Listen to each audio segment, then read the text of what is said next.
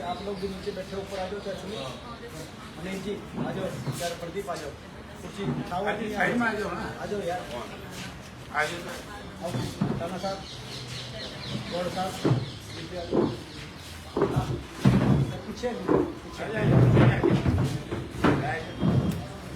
आप पीछे वो आओगे भी ना, फायदा नहीं।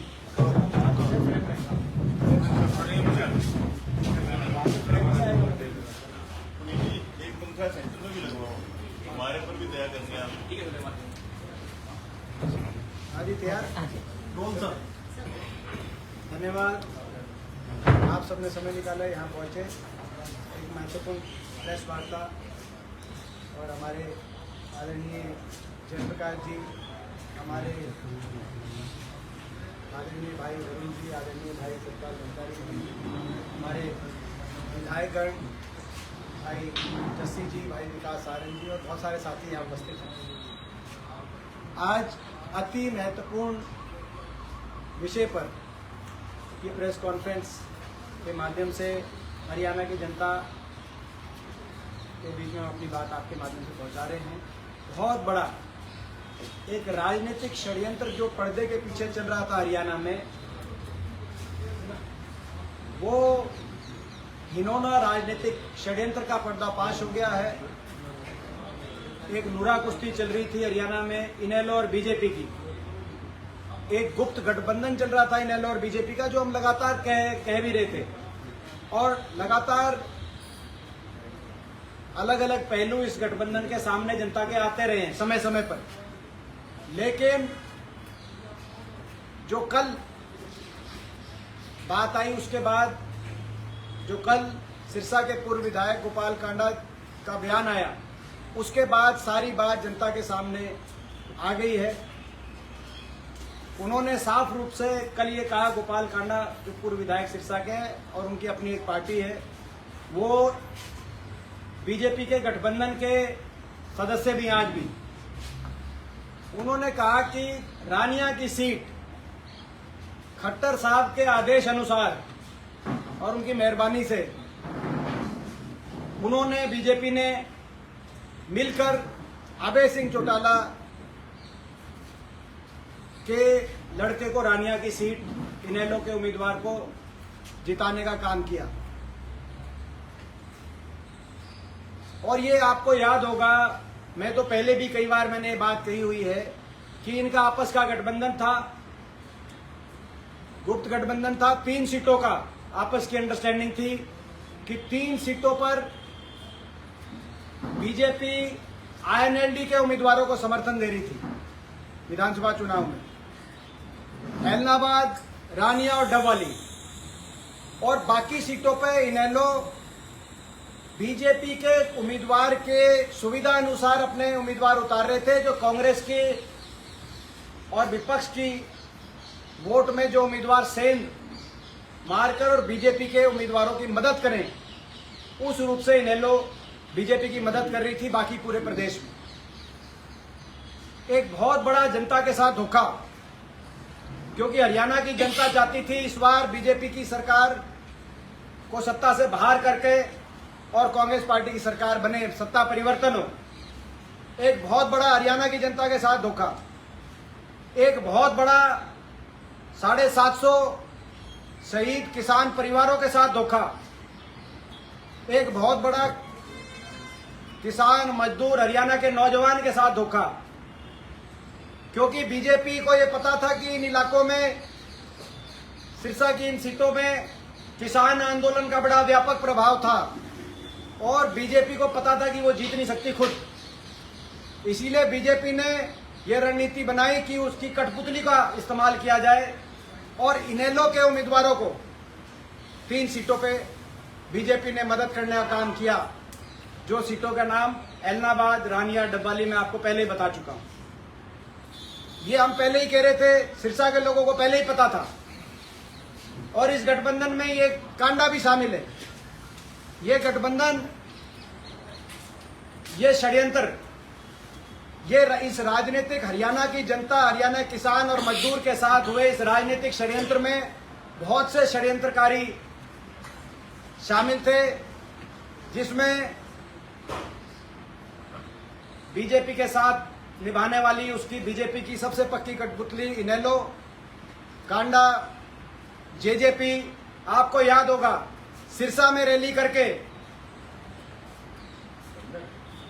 2024 के चुनाव से कुछ महीने पहले सिरसा में जब हमने रैली करी थी, उस रैली में मैंने एक बात करी थी कि जेजेपी के साथ बीजेपी का गठबंधन तोड़ने का गठबंधन हो गया है, समझौता तोड़ने का समझौता हो गया जेजेपी के साथ, दुष्यंत चौटाला के साथ। मैंने बात सार्वजनिक रूप से कही थी और उसके कुछ महीने के बाद वो समझौता टूटा और उनको भी विपक्ष की वोट में सेंध लगाने के लिए मैदान में उतारा गया और इनको भी इसी उद्देश्य के साथ मैदान में उतारा गया। इन्होंने इसी उद्देश्य के साथ बीजेपी का साथ दिया और हरियाणा की जनता के साथ धोखा किया।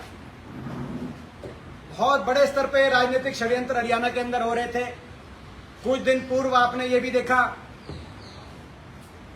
कि पिछले राज्यसभा चुनाव में जब कांग्रेस के अजय माकन उम्मीदवार थे, उस समय के जो भाजपा के उम्मीदवार थे और अब सांसद हैं, उन्होंने कांग्रेस के 2 विधायकों का नाम लिया कि इन 2 विधायकों की वोट से मैं बना था। हम ये बात भी हम पहले कह चुके थे कि कुछ लोग मिले हुए थे, उन्होंने वो बात भी सबके सामने रखी, प्रदेश की जनता के सामने। वो सच भी आया, प्रदेश की जनता के सामने आज ये सच भी आ गया। सारा का सारा सच आज जनता के सामने है। लेकिन फिर भी हमने इस सारे षड्यंत्रों के बावजूद, भाजपा के शाम दाम दंड भेद यंत्र मंत्र तंत्र की राजनीति के बावजूद और केंद्र सरकार के माध्यम से भाजपा ने कई लोगों पर इस तरह के षड्यंत्र से कई लोगों को, अपने शक्तियों को अपने साथ मिलाकर कांग्रेस को और प्रदेश में बदलाव को रोकने के लिए जो सारी कार्रवाई करी, उसके बावजूद कांग्रेस पार्टी, आप जानते हैं, मजबूती से हमने चुनाव लड़ा और आज तक के हरियाणा के राजनीतिक इतिहास में अगर पिछले 15 चुनाव विधानसभा के हम देखें तो पिछले 15 विधानसभा चुनाव में आज तक की दूसरी सबसे ज्यादा कांग्रेस का अच्छा प्रदर्शन वोट प्रतिशत के हिसाब से, हाईएस्ट वोट परसेंटेज इन पिछले 15 चुनाव में, जिसमें हर तरह का समय रहा। 15 चुनाव विधानसभा के अगर हम देखें पिछले हरियाणा में तो सबसे हाईएस्ट वोट परसेंटेज सबसे ज्यादा 2004 में रहा और उसके बाद 2024 में। और लोकसभा में भी पिछले 16 चुनाव लोकसभा में हरियाणा में पिछले 16 चुनाव का हिसाब देखें तो 84 में सबसे ज्यादा मत प्रतिशत हरियाणा में मिला कांग्रेस को और दूसरे नंबर पे इन 16 चुनाव में 2024 में लोकसभा में भी मिला और विधानसभा में भी दूसरे नंबर पे मत प्रतिशत मिला। तो इस सब के बावजूद कांग्रेस की लगभग 40% वोट आना, बराबर की वोट आना, लोकसभा में कांग्रेस की भाजपा से ज्यादा कांग्रेस को मत मिलना और लगभग जितना 1984 के बाद दूसरे नंबर पे सर्वाधिक वोट कांग्रेस के इतिहास में मिलना लोकसभा चुनाव में, और बराबर के हमारे सांसद लोकसभा में भी जीत के आए और 37 विधायक हमारे जीत के आए, जो आज तक का सबसे बड़ा विपक्ष का विधायक दल है हरियाणा के इतिहास में। लेकिन इस तरह के षड्यंत्रकारियों की वजह से जनता का जो जनता की भावना थी, उस भावना को किसी तरीके से जनता को धोखा देकर उस भावना को हाथ करके भाजपा ने शाम दाम दंड भेद से सरकार बनाई। धीरे धीरे सारी बात आज जनता के सामने आ गई है और भी कई ऐसी परतें जो आगे आएंगी और बहुत जल्दी उनका भी हम जल्दी ही एक और प्रेस कॉन्फ्रेंस करके, आज तो कल ये बात आई थी तो आज आपके सामने रख रहे हैं, जल्दी एक और प्रेस कॉन्फ्रेंस करके कौन कौन बीजेपी के एजेंट, सबका सारा जो सारे कौन कौन षड्यंत्रकारी, राजनीतिक षड्यंत्रकारी हरियाणा की जनता के खिलाफ जिन्होंने षड्यंत्र रचा, वो सारी बातें आपके सामने और भी हम दोबारा से लेके आएंगे। जल्दी वो प्रेस कॉन्फ्रेंस के बारे में आपको बताएंगे। आज हम केवल ये एक मुद्दा, इसी मुद्दे को आपके माध्यम से हम जो है लेके आए हैं कि भाई आज एक बहुत बड़ा भांडाफोड़ हुआ है और बहुत बड़ा पर्दाफाश हरियाणा की राजनीति में ये हुआ है। दीपेंद्र जी, एक सवाल है इसी इसी इशू पे इसी जल्दी issue डन पर ये हमारा सबका वो है। जल्दी डन ये वो अलग है। हाँ, अच्छा, जल्दी डन कर दी। ये अभी इसी इशू पे है, हमारा इशू डाइवर्ट हो जाता है। आज हमारा एक इशू है, बहुत बड़ा हरियाणा के अंदर ये घटनाक्रम है। एक ये राजनीतिक स्कैंडल है, ये एक राजनीतिक षड्यंत्र है, बहुत बड़ा राजनीतिक स्कैंडल है। ये एक स्कैंडल सामने आ गया। रानिया से हमारे उम्मीदवार, एक साधारण और गरीब घर से आने वाले एक पत्रकार, वो जीत रहे थे चुनाव, लेकिन इस तरह का षड्यंत्र करके मात्र 4000 वोट से रानिया की सीट हारी कांग्रेस। और ऐसे ही डबवाली में जो मैंने बताया, डबवाली में तो जो इनेलो के जो विधायक बने वो बीजेपी के ही थे पहले। वो कहीं ना कहीं बीजेपी के इशारे से इनेलो में जाके ज्वाइन होकर टिकट लेकर और मात्र 600 वोटों से जीते। दोनों जगह बीजेपी ने ऐसे उम्मीदवार दिए जिनका लाभ इनेलो के उम्मीदवारों को, और इलाहाबाद में भी। तो ये आज सारी बात लोगों के सामने आ गई है। जो लोग इनेलो जेजेपी के जो लोग बोलते थे, अब मैं समझता हूं कि उनके पास कुछ कहने को बचा नहीं।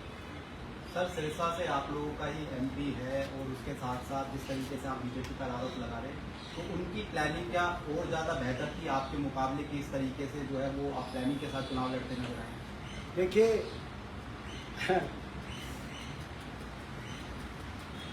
जो भी था, जो राजनीतिक षड्यंत्र था, उसके बारे में आपको बता दिया। तो जनता फैसला करेगी कि राजनीतिक इस तरह के जो षड्यंत्र हैं उसको आगे जनता संरक्षण देगी कि नहीं देगी। मेरा ये मानना है, हरियाणा के लोग सरल होते हैं, शरीफ भी होते हैं, सादे भी होते हैं, लेकिन जब वो राजनीतिक षड्यंत्रों को समझ जाते हैं तो ऐसे षड्यंत्रकारियों को माफ़ नहीं करते। ठीक है, थैंक यू सर।